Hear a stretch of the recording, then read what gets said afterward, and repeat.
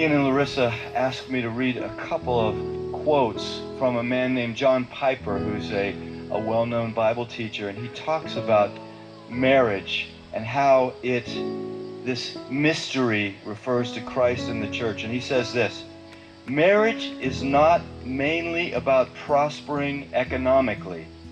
It is mainly about displaying the covenant-keeping love between Christ and his church. He says, knowing Christ is more important than making a living. Treasuring Christ is more important than bearing children. Either way, it is short. It may have many bright days, or it may be covered with clouds. But if we set our face to make of marriage mainly what God designed it to be, no sorrows and no calamities can stand in our way. Every one of them will be not an obstacle to success, but a way to succeed.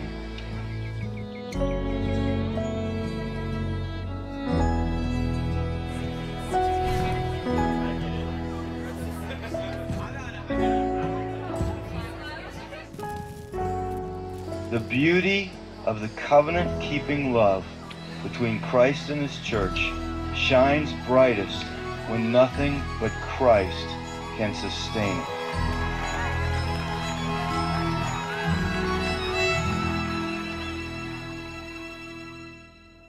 Ian and I first met in 2005 at college and had a blast for 10 months getting to know each other. And I was looking through and I found one of my favorite pictures, which I think was actually taken right before his accident. He set up a camera on his tripod, and it's just a classic Ian face that to me sums up who he is.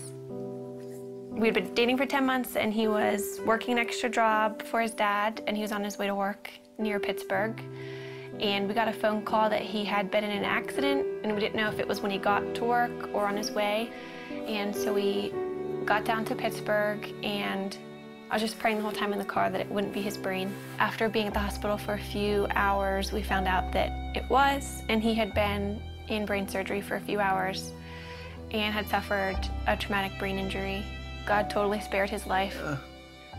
One night he was failing 4 out of 5 brain activity tests, and the next morning he was doing well and his brain was starting to respond again.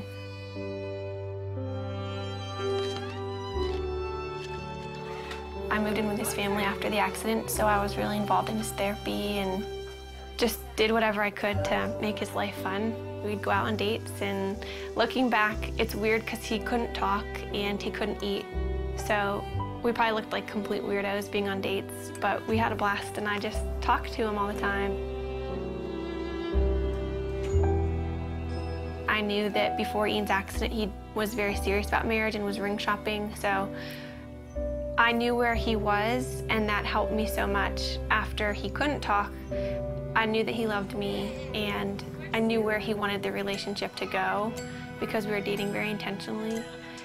We just prayed that marriage would someday happen and watched all of our friends get married and start having families.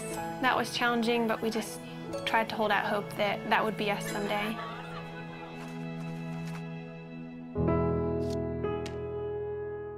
This is our board of gratefulness, and we encourage anybody who comes in to write a note of something that they're thankful for. It could be really small. Mine is just Saturday mornings, and it's just a good way that we've found to be just practicing gratefulness. And Ian, I think half of yours say my wifey, which is pretty cool.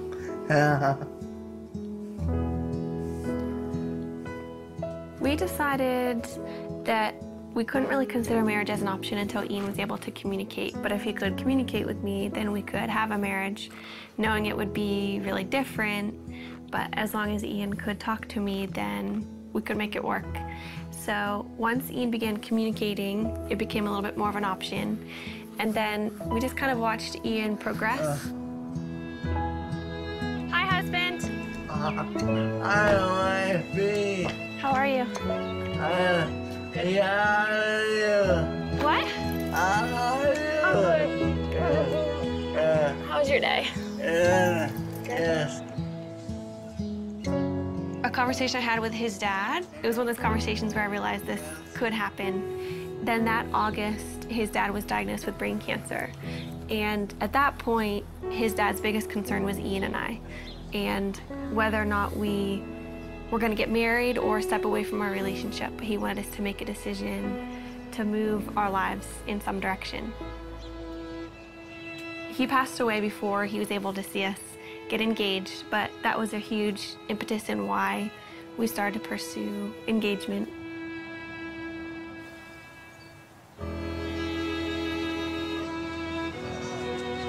Throughout premarital counseling, we just used this momentary marriage.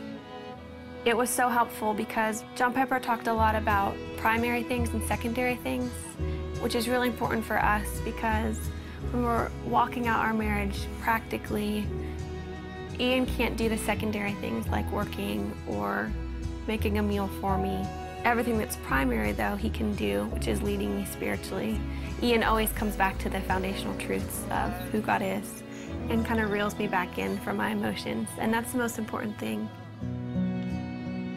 We have two friends that we're going through the book with. I think we've just been able to help them see that maybe the little things that they're excited for about marriage are worth being excited about, but they're not the end all and be all of their marriage. But we also have so much to learn, and we're learning from them and things that they share because our relationships are different and we can glean different things from each other.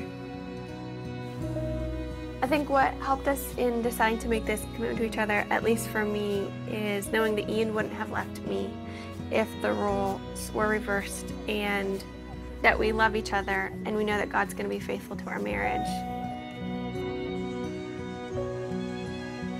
We're able to love each other with, I think, a more Christ-like love because of Ian's disability, and just to understand that picture a little bit better than if you were healthy. Yeah. Do you agree? Yes. What about God enables you to have a happy marriage? You know, What? he's awesome. He's awesome. Yeah.